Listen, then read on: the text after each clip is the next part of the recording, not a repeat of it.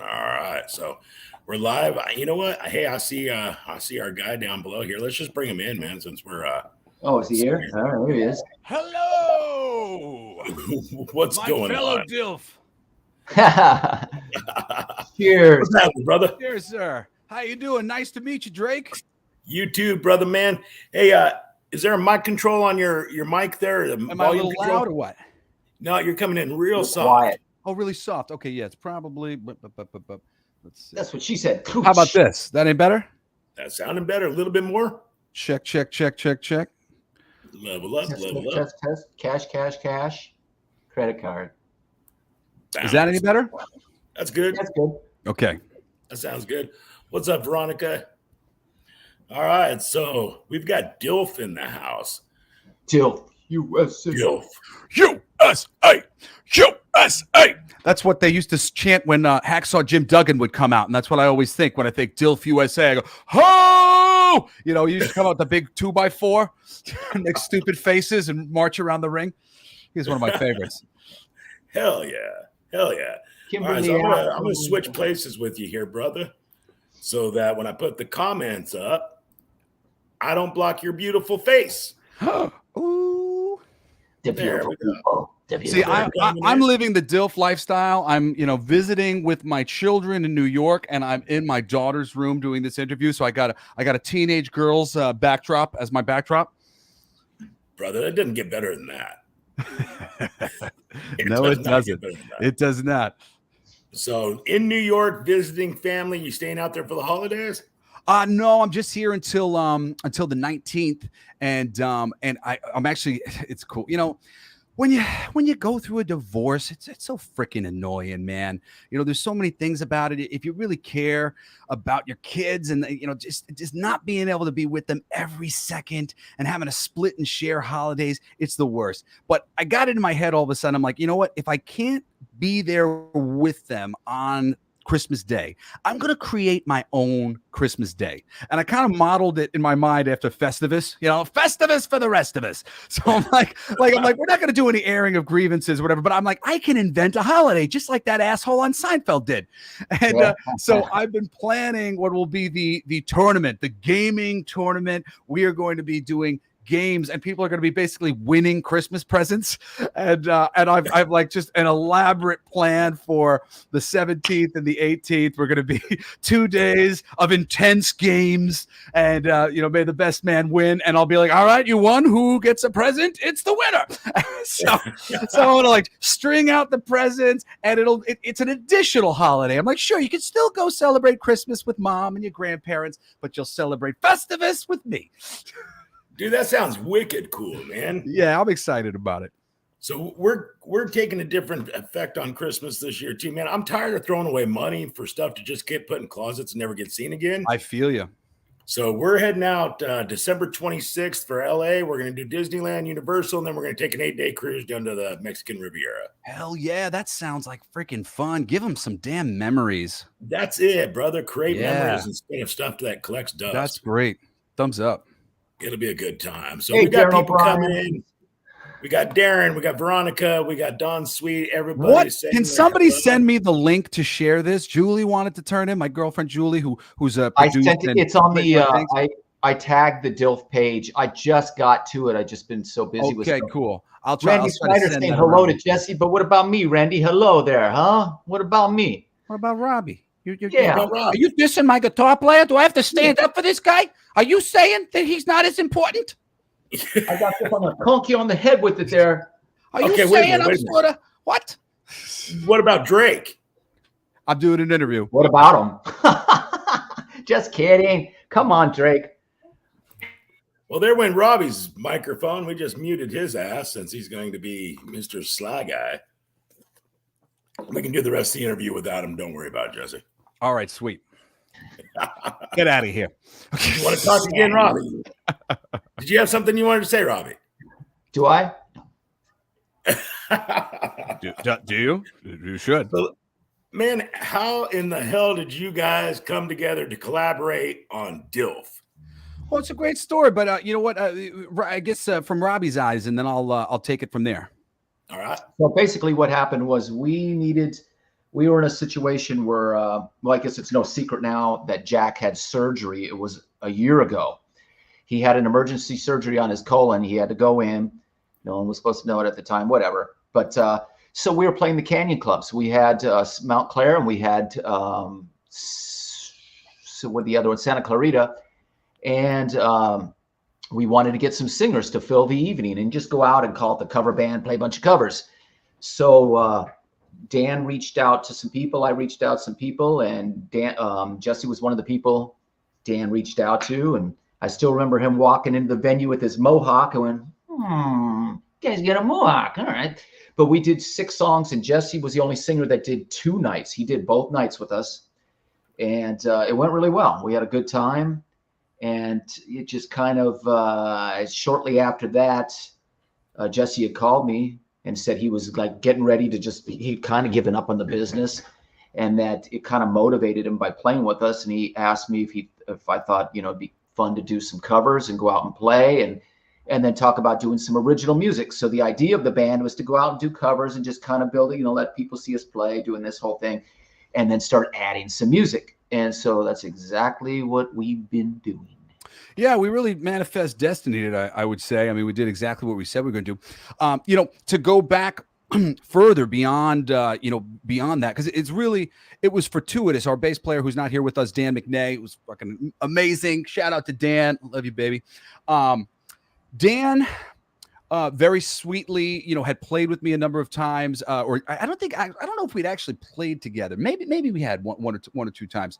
But he had seen me a lot at the Ultimate Jam night, and he just sort of made like a little mental note, like, "Ooh, I like Jesse," And it's amazing how many times this has happened to me in my life, and I have to thank Dan, and I have to thank Rock the Cradle, and I have to thank, some friends and some family members after Rock the Cradle, because there have been 3 times in my life now where I almost abandoned music because I do a lot of things. And, I write comic books. I've written for Marvel and DC and Disney Pixar. Like I love that. It's a passion of mine, as is music. Those are my 2 passions. But I'm very, very successful. I make a lot of money when it comes to voiceovers and hosting. That stuff pays my bills. And I generally kind of am a behind the scenes guy. I don't really love being in front of the scenes, because in front of the scenes is where they throw the tomatoes. Throw the tomatoes at the guy on the stage. And I don't like when they hit me with the tomatoes. So, I'm like, man, I don't like this, being the guy who's getting hit with stuff. I'm just going to slink into the background. I'll write songs for other people. And when Rock the Cradle came about, I literally had quit music that day. I decided I'm done. And after like 3 years of this stupid show, it was a reality show that I did years ago, they called me the day I quit. And the same thing happened with Dan.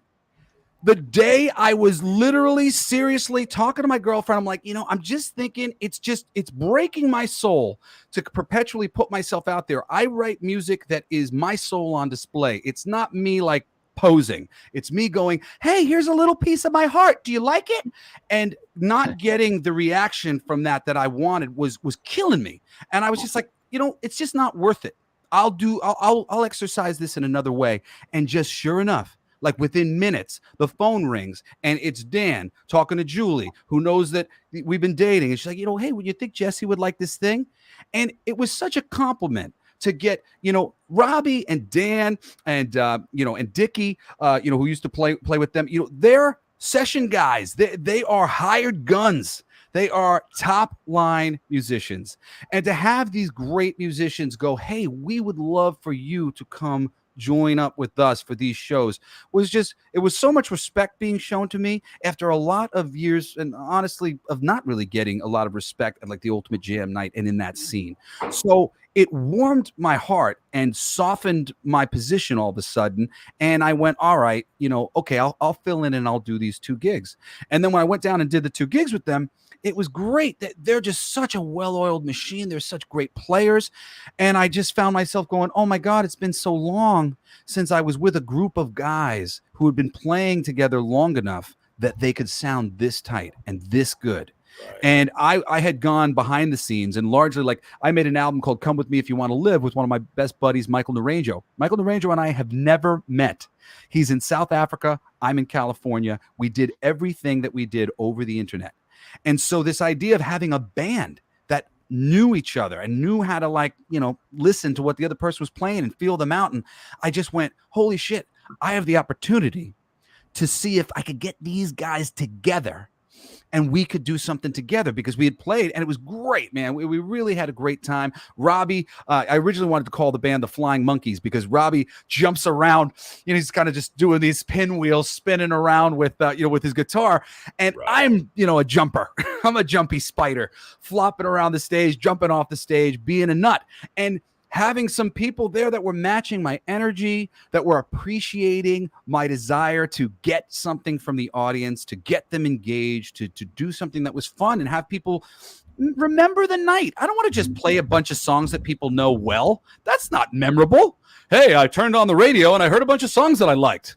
Yeah, great. If you're going down to a concert, you want to see something that you've never seen before. I got this amazing quote from Lemmy Kilmister about nobody wants to see the guy next door on stage. You want to be a rock star, you need to be something other. You know, you like, and here I have my mohawk and I'm incognito because I'm being a dilf right now. But you know, that idea of putting on a show that matters, you know, I don't love to always bring this up. I'm not trying to freaking talk about my dad, but my father is Dee Snider from Twisted Sister, and Twisted Sister is one of the greatest live bands that has ever existed on this planet. If you've not been in a pit for Twisted Sister, and not just Dee Snider, Dee is the greatest front man as far as I'm concerned, but Twisted Sister together, the greatest band. They played so damn well, and they got so much from their audience. You want to see 5,000 people jump up in the air all at once and throw their fist and scream rock?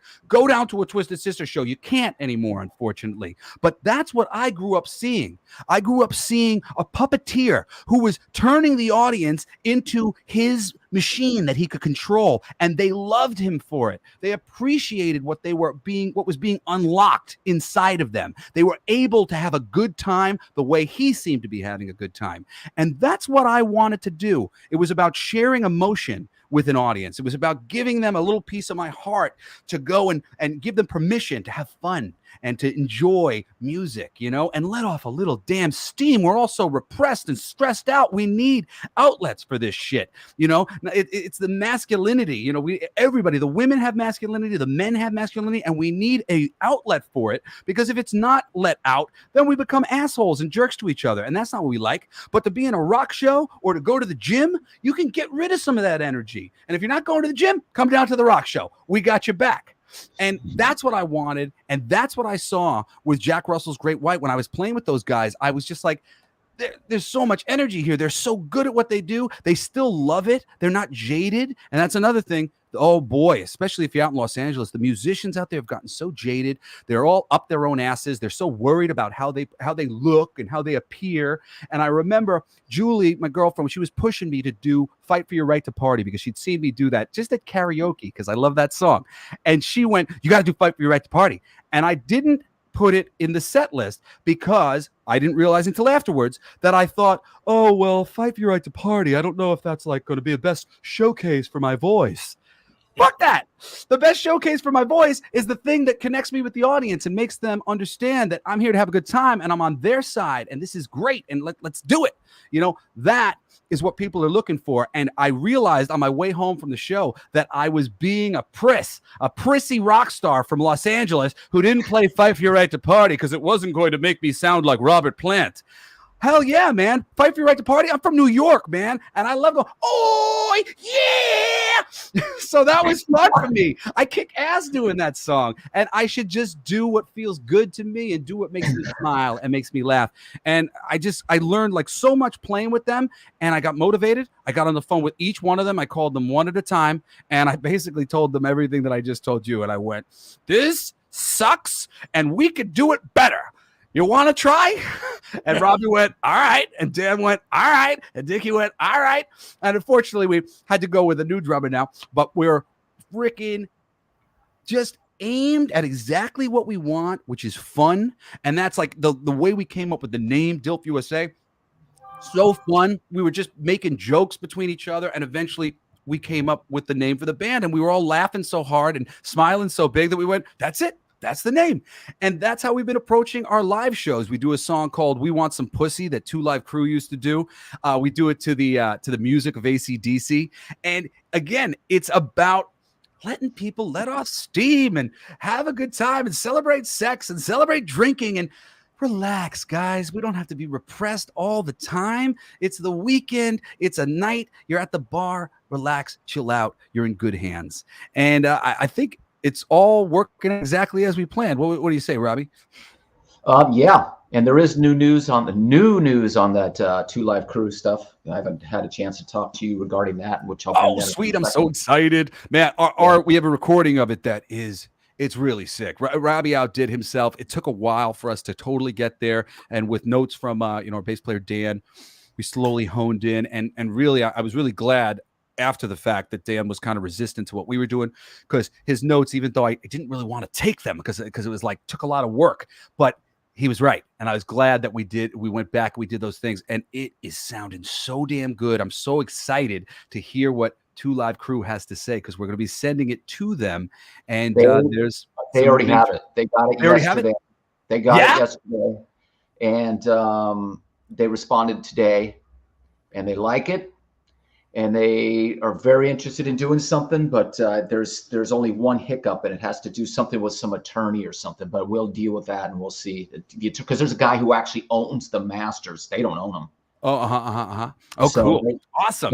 They're looking at how they can approach it to get involved with us. So dude, it is Christmas today. I'm having such a wonderful day. I went out with my kids to do a bunch of shopping from, their grandfather gave them a bunch of money. And then I found out that an old tune that I had written, actually, I don't know which one it is. It's a stack of 5 that's being used for some anime. It's like a big end scene in an anime thing, and it's being cut for this scene, and I'm so excited because I've been getting into anime recently, and it's super cool to have your music cut into some anime battle. I'm stoked. So Drake, in case you don't know, Drake's a radio guy. He's a radio personality. You can tell by his voice. I couldn't tell that. No, I can. So Drake, which station is it that's running full-time Christmas music right now? That would be Jack FM. It's running full-time Christmas music. Started a week ago or something? We actually started full-time Christmas and rock Christmas December 1st. Oh, okay. I thought it started. Yeah, so we're doing the entire month. Sweet. Oh, it's funny. Ego the Living Planet. Somebody's said to you thing. This is a reference to Marvel Comics, or if you're a fan of the MCU, the universe, the movies. Kurt Russell plays Ego the Living Planet, and I do a show called Thinking Critical on YouTube sometimes. And when I go into StreamYard, that was the last name I'd used, and I just thought it was super funny because people always fucking accuse me of being too confident or something. Fuck you. Yeah, I am. I'm awesome. I'm awesome at what I do. I'm a nice guy. Deal with it. So I was like, Ego the Living Planet. That's me. So yeah, and I want to mention David Wood, because he's on here too, and he said he's playing Countdown to Christmas, second song on his show coming up. I think it's on Sunday. We're on like 3, maybe on 4 dozen stations now across the country. Pretty amazing. Really cool. Well, and Drake's playing us on his, right? You actually added us into the radio, into the Christmas list, didn't you? Yeah, you're getting 4 rotations a day right now. Oh, that's amazing, Drake. Thanks so much, brother. Of course, you know how important that is to bands like us, especially in the early stages of things as we're getting it out there. Thank you. I do. I understand it 100%. I also like the fact that I actually got a song over from you guys that was radio friendly. Yeah, it might take a while before that happens again.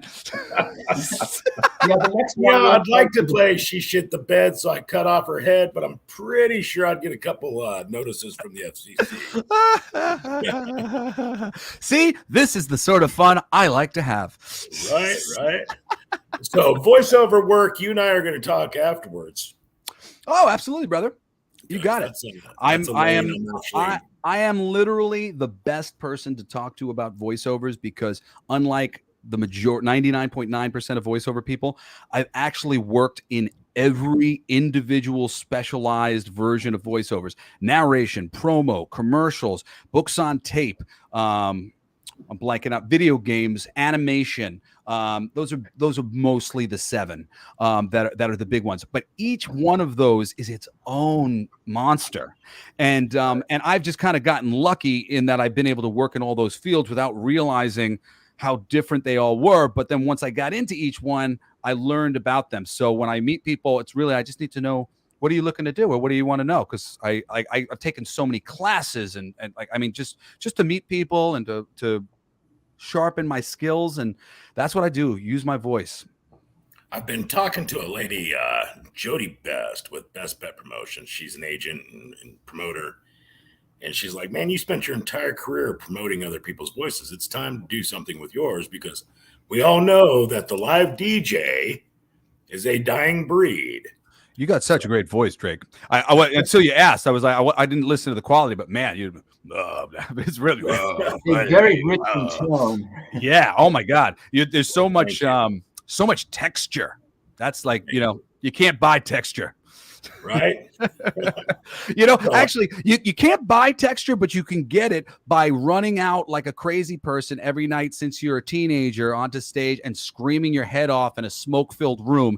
That does damage your voice in the right way. That's actually what I tell people. Yeah, and that's why I succeeded at voiceover, because I had damaged my voice from screaming and singing heavy metal and punk music. I've gotten much better at using it now, but that texture, that natural texture and grit that I can pull out of my voice, when you hear this, I can pull out of my voice. Right. That's what ultimately people are paying for when they hire me to do anything. Because I can go, want more taste? Get America's favorite pizza. But even when I'm doing that, there's a texture, the texture that I've octaved it up. But now I go, buying a Kia is one smart move, and it's the smart move. That's the thing that makes people, oh, my balls feel that, Right. And then they're ready. Absolutely, man. Yeah, I tell people it's a lot of smoking and rock concerts is what got this voice. So. Yes. Kimberly Apple, that's Coco. And thank you to somebody else was asking about Coco there. Who was that? Oh, no, you will not die, Drake. I'm going to hang on by my fingertips. The days of the live DJs and the local DJs and all that are dying out. It's all going to stream and platforms and buying shows and syndication. Yeah, it's a drag, because it's just like Drake is still kind of holding on to the old school, doing the old school. He can add songs he wants, Yep. and it's the old school thing that I think a lot of people appreciate, but they just don't realize, like, if it's gone, they'll really miss it. And the When kids I worked, don't even know about it. So there are people who do what I'm about to say, but like I was on Long Island, it was the Bone, and then I was on WLIR for a year doing radio, doing like the afternoon drive or something like that.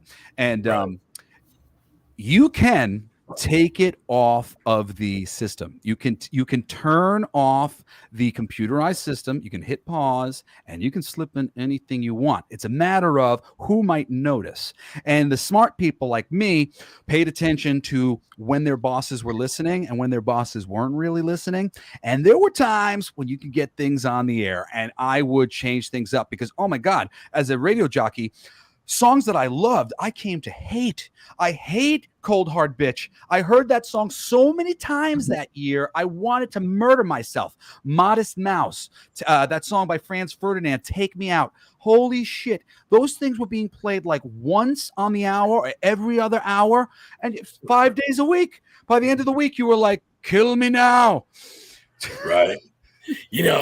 And that's, slipping it into production mode and playing whatever you want.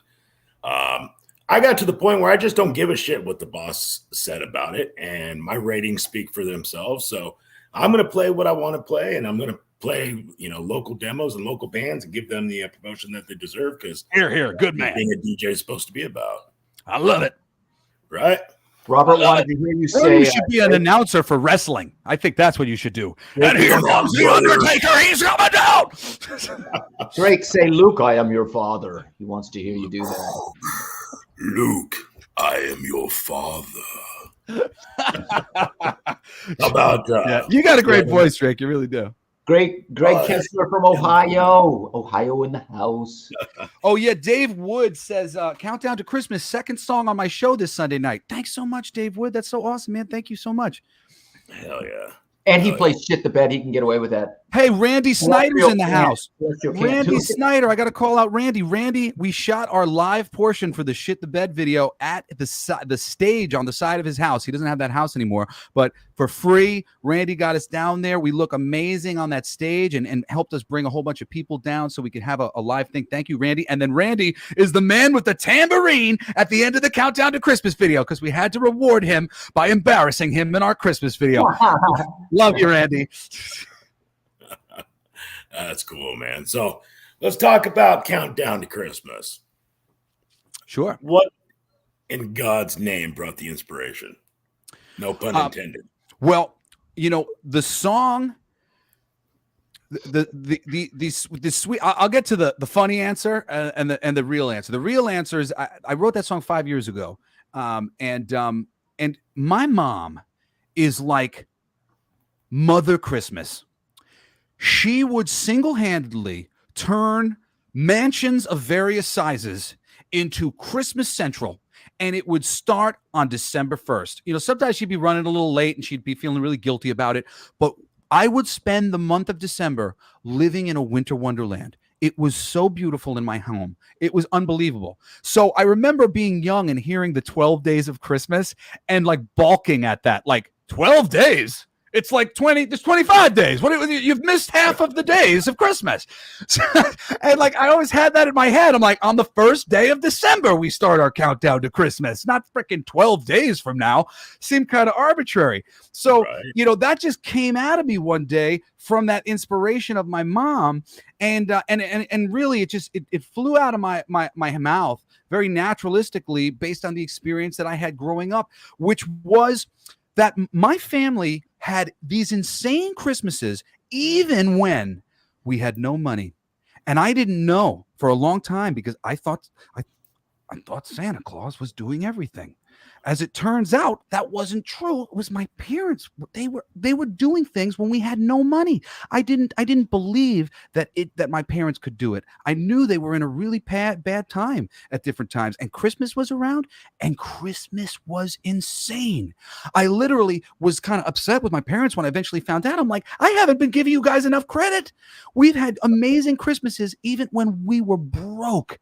We were broke, and my mom would scrape together her tips, and my dad would get together the money that she needed to do the things that she wanted to do to give us this incredible Christmas. And this love of Christmas was instilled in me by my family, and I wrote this as just a love letter to them and that love that they put into Christmas for me. And my dad, by the way, wrote my favorite Christmas song of all time, which Celine Dion recorded and Rosie O'Donnell put on her Christmas album, called God Bless Us Everyone.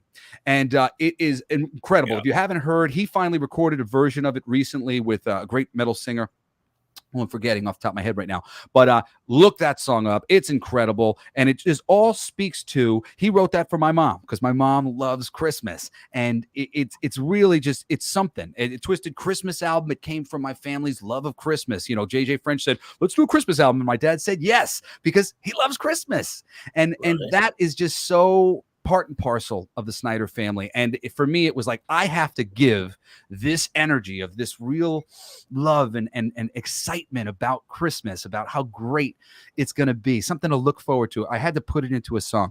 So that's where that came. And where did the video and the idea for this come from? I got to give mostly the credit to my sister, Cheyenne.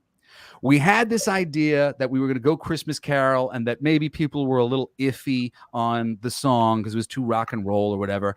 And I called up my sister, who's an incredible stylist, Shy Snider. She's incredible. She's on Instagram. She's one of those Insta queens with thousands of followers, and she makes her own clothes that are awesome and sick and dark.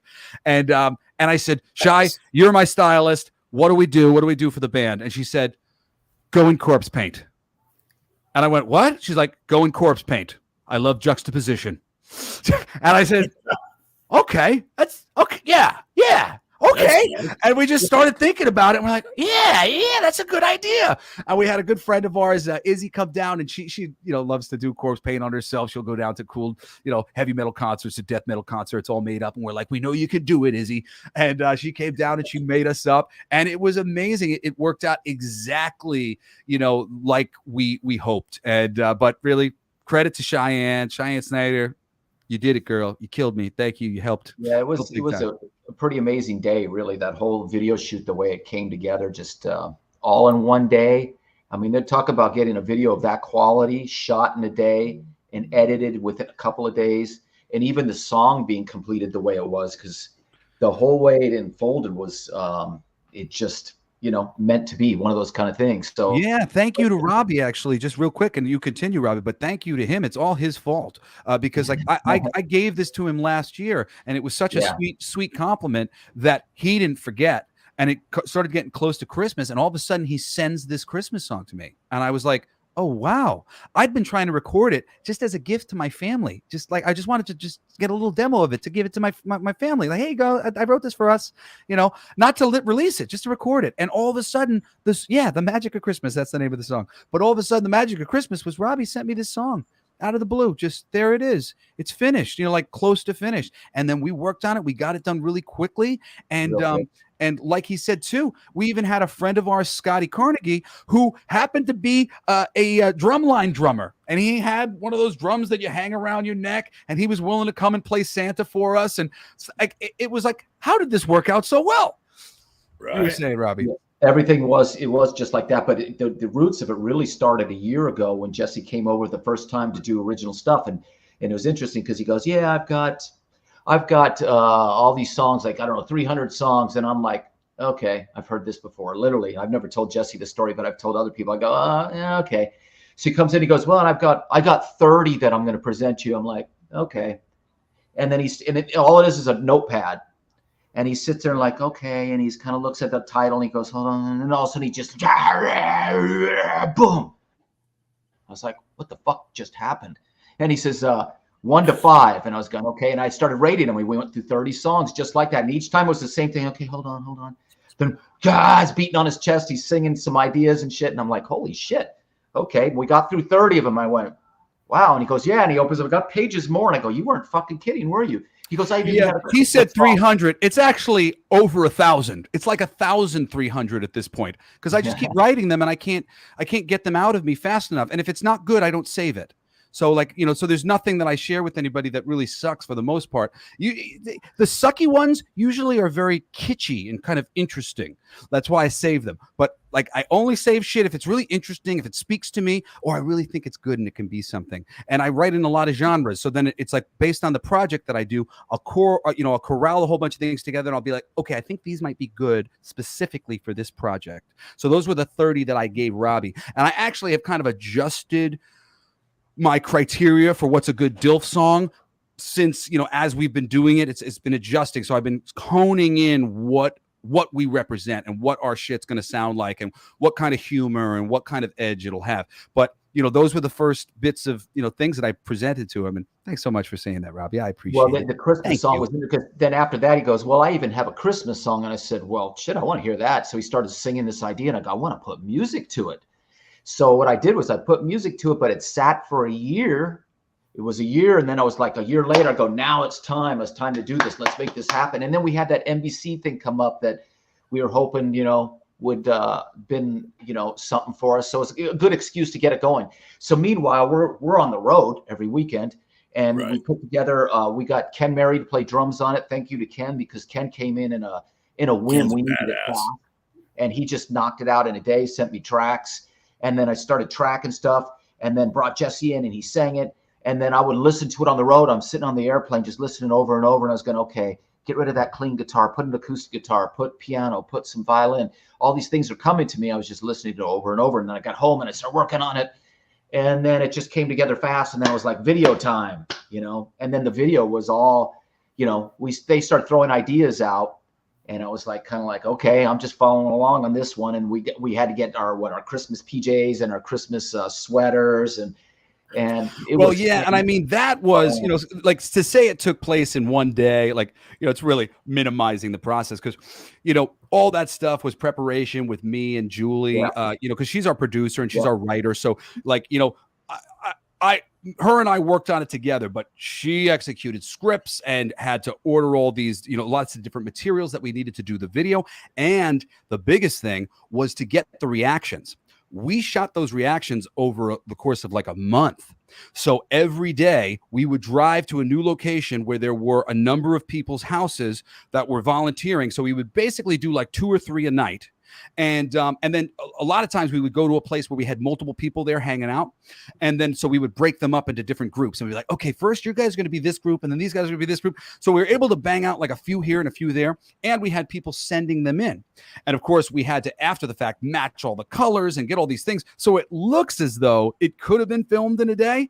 But that is actually like the lead up of all those reactions. That took a month. So, granted, and to do it for free, ultimately, other than gas and every other little bit of cost that it takes. But, there was a lot that went into it. But it really was magic in the end as we just kind of the filming of us was one day. Yeah, filming all of our stuff was just one day. But that was preparation. There was preparation, and there was a whole sheet she was reading off of all the things we needed to do as the nerds, and that whole bit was kind of lined out. Yeah, it's really neat too, because like we had to film, I filmed my friend throwing a can at us. I filmed, our friend Neil Turbin, who's another great, brilliant musician, vocalist. He's throwing the Christmas wreath at us at the end. So we filmed him doing that. Then we had to film on a separate day from all them attacking us being attacked. So it wasn't like any direct correlation. We got hit by a broom at one point, so we're getting hit by a broom by our PA, or I forget who was hitting us with the broom or whatever. But all that stuff had to be tied together, pieced together. So it looks like it's one thing. And now when people watch it, generally they're like, wow, I can't believe you went to all those houses. Right. I know. Which is funny because I'm like, no. Now look at the background. Yeah. It's funny. Background never changes. That neighbor over there, his house looks so good that it was up like the next week. I'm like, oh man, if it was up earlier, we would have had all these lights around there. Or we would have even gone over there and filmed it at their place. They probably would have let us do it. Right. So, we've got the video in queue. Do you want to try to do it, Robby? We can. I know the sound was a little bit, there's a little bit of a slapback echo, but I don't know. Let's see what people think. Anybody in there want to see the video? Probably everybody there has seen it, but let's see. Anybody want to see the video? Countdown. I want to see it. I don't get tired of seeing it. It's filled with it's filled with all my friends being funny. Right. Let's play it then. Let's see it. Let's see what we got here. If it was just me, I wouldn't like to see it so much, but I like seeing everybody. My kids are in it.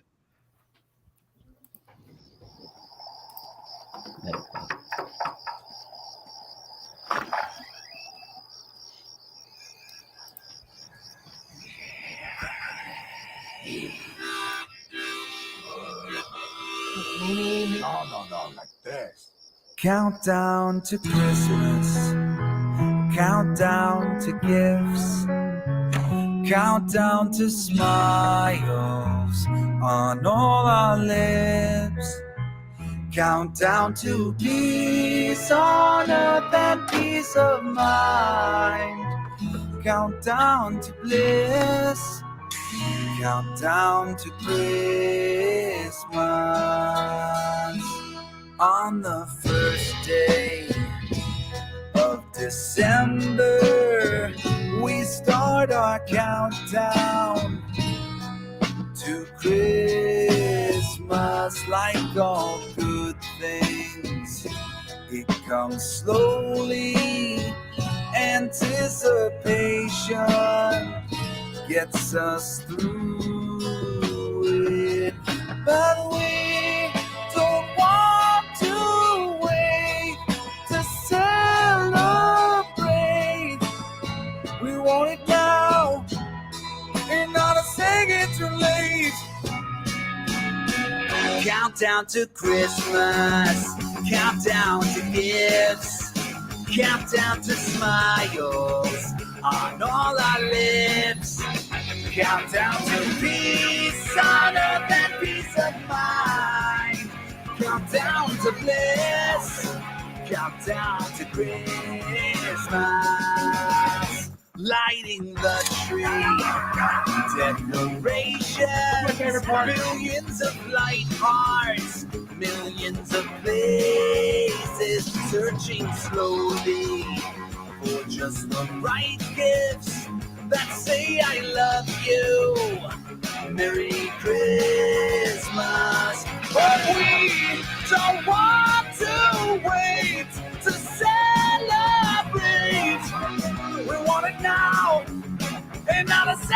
late. Countdown to Christmas. Countdown to gifts. Countdown to smiles on all our lips. Countdown to peace on earth and peace of mind. Countdown to bliss. Countdown to Christmas. 12, 11, 10, 9, 8. Those are my kids. 6, 5, 4, 3, 2, 1, go! Yeah, it's Christmas! Countdown to Christmas. Countdown to gifts. Countdown to smiles on all our lips. Countdown to peace on earth and peace of mind. Countdown to bliss. Countdown to Christmas.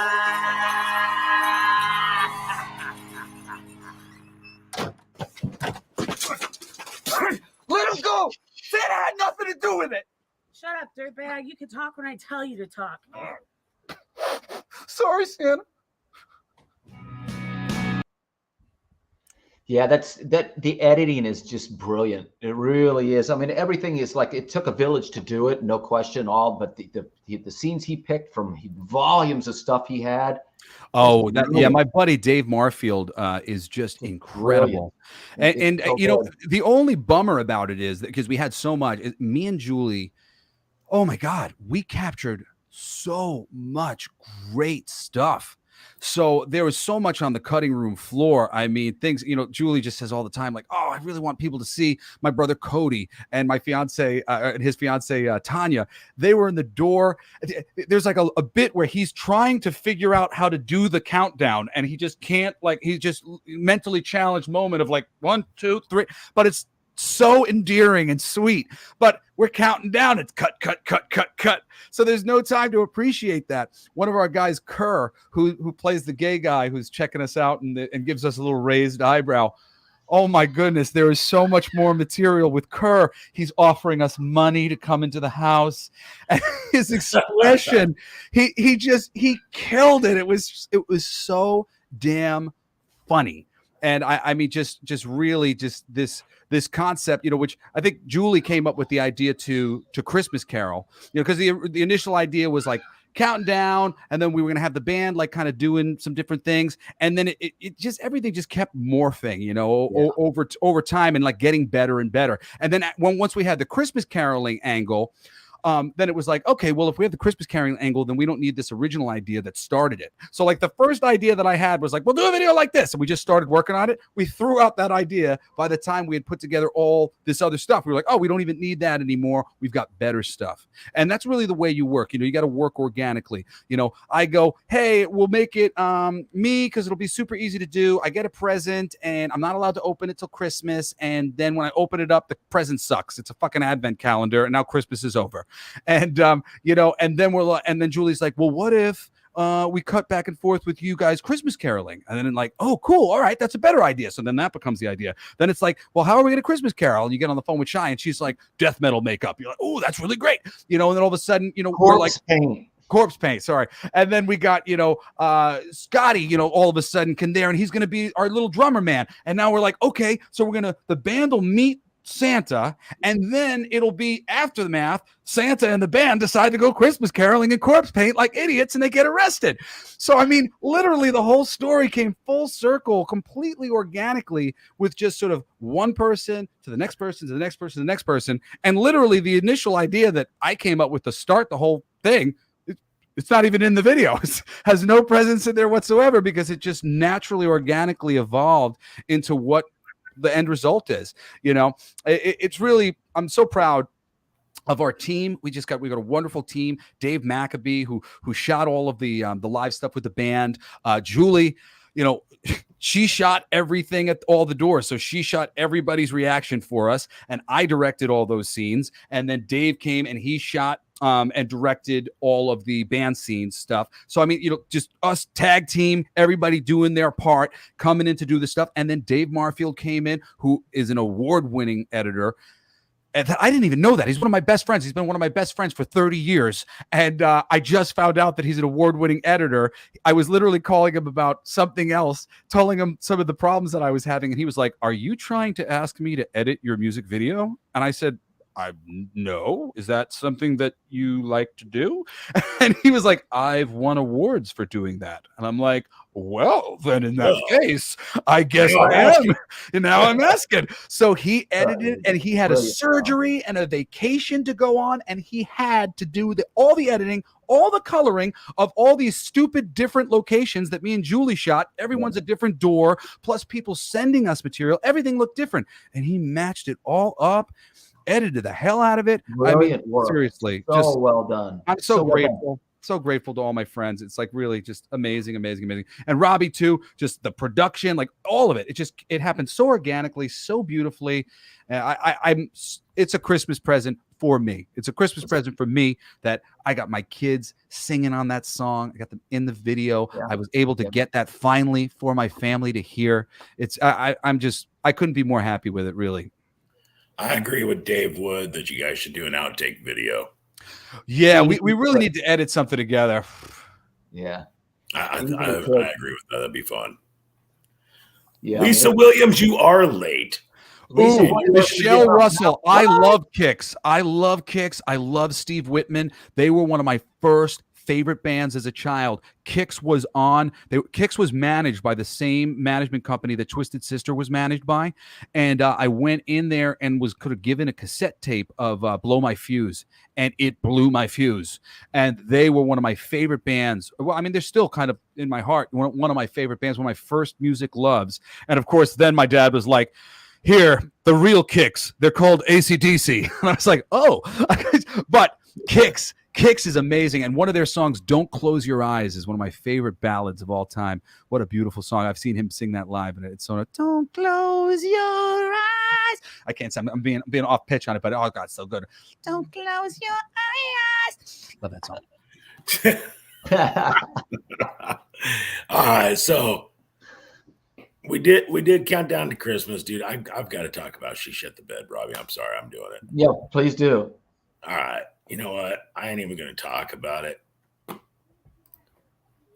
Hell yes! What do we got here, McNay? It's a fresh one. Hold your breath. Oh, now it's got that delay. Shit show.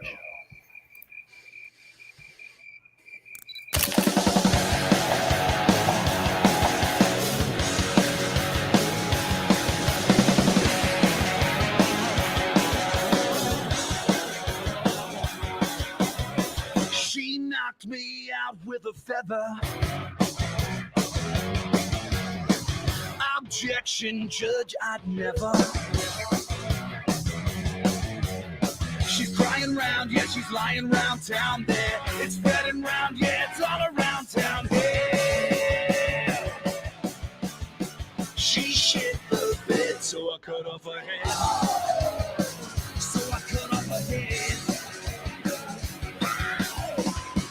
Just so damn outrageous. That pussy's so contagious.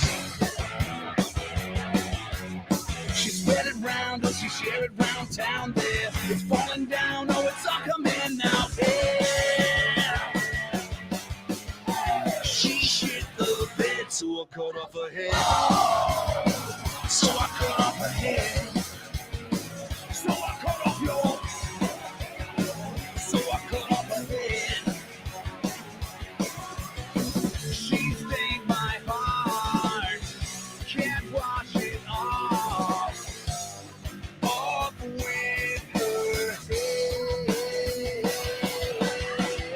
She shit in the bed.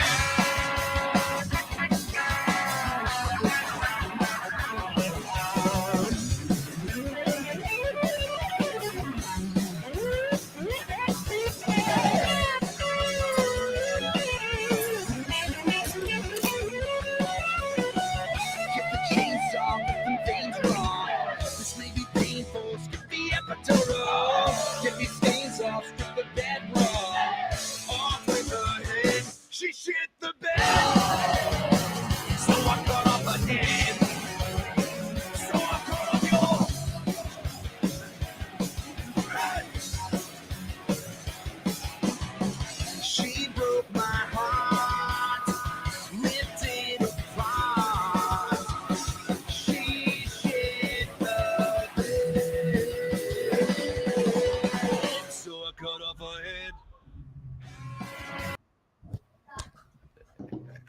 I love that one. It's funny. I was talking to my ex-wife at the countdown to Christmas. I was so proud of it because, like I said, it was a little bit more than just that one day. The whole month leading up to it. So when I finished that process, working with my girl, like I really just, it was like a wow, like we really did something here. There was a lot that went into it, and I was like, Countdown to Christmas is the best music video I ever did, and Patty went, no, it's not. Shit the Bed's the best video you ever did, which was mine and Julie's first attempt at a music video. And I think just in my head, I was like, well, this was the first try. We did pretty good, but it warmed my heart that my ex-wife was like, no. The first one was the best one. Like, I'm like, yeah, I wasn't making it for you, but I'm glad you liked it. Robby does look like he came straight off of 21 Jump Street on there. Oh, yeah. You could play a detective on TV, right? Yeah. And save money. It didn't.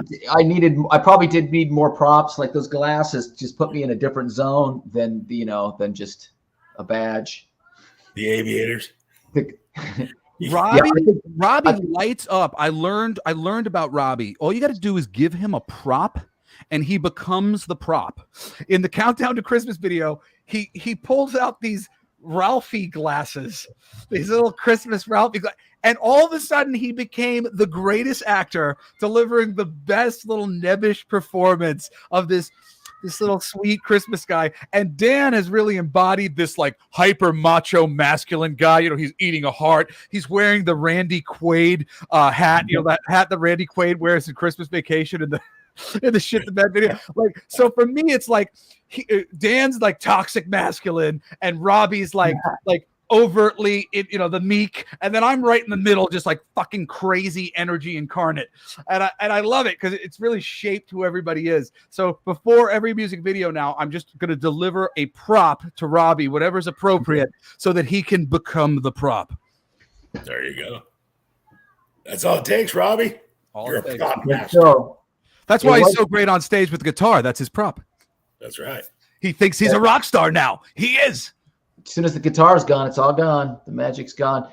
But the glasses, definitely, there was something to the glasses. As soon as I put them on, all of a sudden I got just fucking dorky. It was great. It was really amazing. That's cool, man. Lisa says you guys look like you're going to eat the bad children. Oh, that's probably in the corpse paint. Yeah. Yes. We do look like we're going to eat the bad children. It's Dawn said, thanks to the video, her 12-year-old is now wearing corpse paint.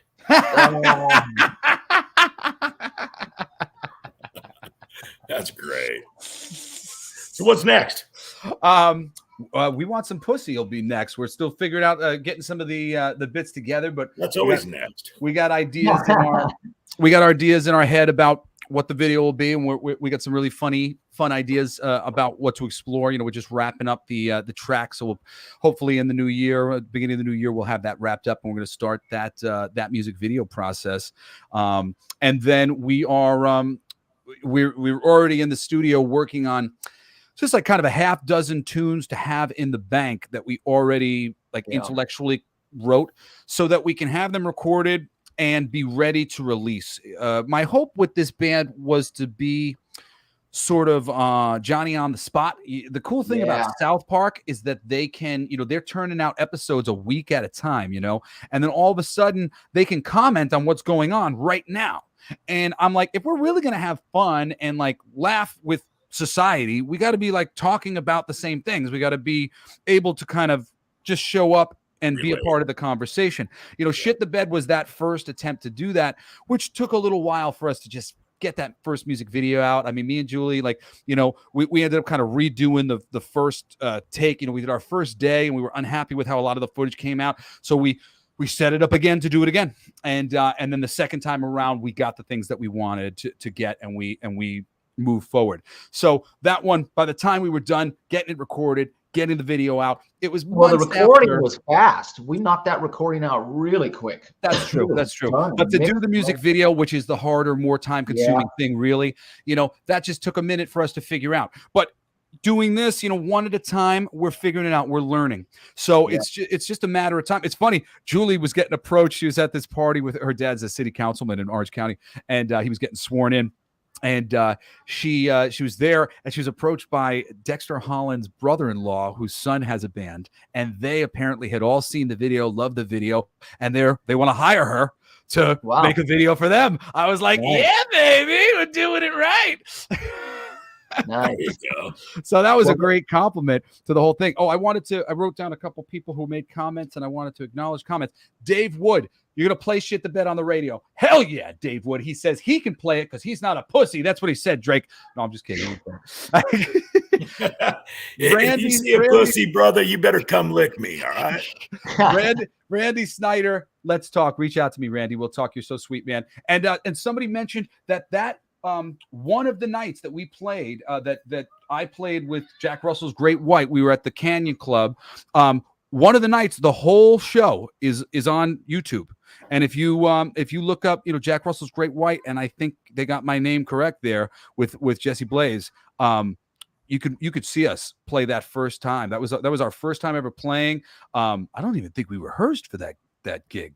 Did we? I don't think we did. There was no rehearsal. Yeah, I mean, I literally just showed up. We picked the songs that we were going to do that we all knew, and we played. Oh, we didn't know them. I didn't know those songs. Oh yeah, I didn't know them. I just learned them. So I mean, that stuff literally that was us for the first time, not having even done it very much together. So now, I mean, we're just getting tighter and tighter and more on each other's wavelength. So it's been a really, really great process, but you should check that out. I've actually, watched it a couple times. Just, when you see stuff like that, I go, oh, I hope this is good. Does it sound good or whatever? And I watched it. I was very impressed. I'm usually not like super impressed with myself or with the thing that I'm doing. I always have notes, but it was great. It was really fun. I went after the audience, and the band was really behind me, and we were all just smiling and laughing. And I remember walking off the stage that first night, and the enthusiasm of all the people who had come down to see the show, because it was a bit of a weird thing. It was supposed to be Jack, and instead they got something else. And there was a lot of people who were a little bit like, and to come off that stage when people were tepid about what they were about to see and have them go, oh my God, that was amazing. That was so great. We had such a great time. I'm so glad that I came. That was really rewarding. So worth checking out. Yeah. So for the Two Live Crew track, though, it's going to really depend on the Two Live Crew guys. If they get involved, it's going to be a whole different animal. If they don't, we'll be doing it on our own. So we'll see where it goes. Yeah. But it really will be. We'll be following it up, and maybe some stuff that actually can be played on Celestial Radio, because clearly there is FCC, is that correct? Regulations that will not allow you to play certain things. Right. I want to go after. I'm so motivated to fight that system. I just found out recently that the 7 dirty words that you can't say on the radio, George Carlin made that up. There was no list. He inadvertently created the list that would be used to censor music for the next 50 years. By accident. He started to make a list, and they went, well, maybe we should have a list. We shouldn't have a list. It's bullshit. I tell my kids all the time, you can say fuck, you can say shit. Just don't tell your sister to eat shit or tell your brother to go fuck himself. But you can say fuck, you can say shit. It's not a big deal. It's all about context. And the action of pooping in the bed or shitting in the bed, come on, are we children? It's just a different word used to describe something that we're allowed to describe. If we're allowed to describe it, why can't we use the word that describes the thing? What do you think, Drake? You're okay with that, right? You'd love to play shit if you could. Yeah, I'd love to be able to cuss on the radio if you could. I'd love to be able to speak my mind. Trust me. I'm fighting this good fight for you, Drake. I'm trying to unlock your gums in your mouth so you can say all the things that you've been wanting to say, but you're holding them behind your teeth. Right. Absolutely. It's there, man. Long time coming. Long time coming. Well, brothers, it's been a great interview. I've got to bounce, but it's cool having you guys on, man. Oh, Drake, this was amazing. Thank you so much. I've had so much excitement and energy in my body to share, because great things have been happening for the band and for the song during this time. I always love Christmas anyway, and it's made the holiday that much more exciting. And this is the first interview that I actually got to do talking about all this stuff. So thanks so much for having us on, because you gave me a chance to get some of my excitement out. I really appreciate it, because if I don't get this shit out, I just explode. Right. it looks like you got many formats to get it out, and we'll continue to check in on you, and hopefully we can stay in touch and talk more about that the voiceover stuff. Oh yeah, hell yeah! I'll stick around for you for a second, Drake, and we'll chat. Okay. All right, sounds good.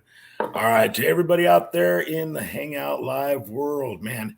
First, before we split, big shout out to our girl Morgan Miles for finishing second on The Voice. Much love to her, and hopefully we'll get her back on the show here soon to talk about her experience. Yeah, because that had to have been a bone-chilling experience for her. So we'll talk about that. I know she was really stressed out. Merry Christmas to you all. We love you. Until next time, we'll see you then. It's the Hangout Live.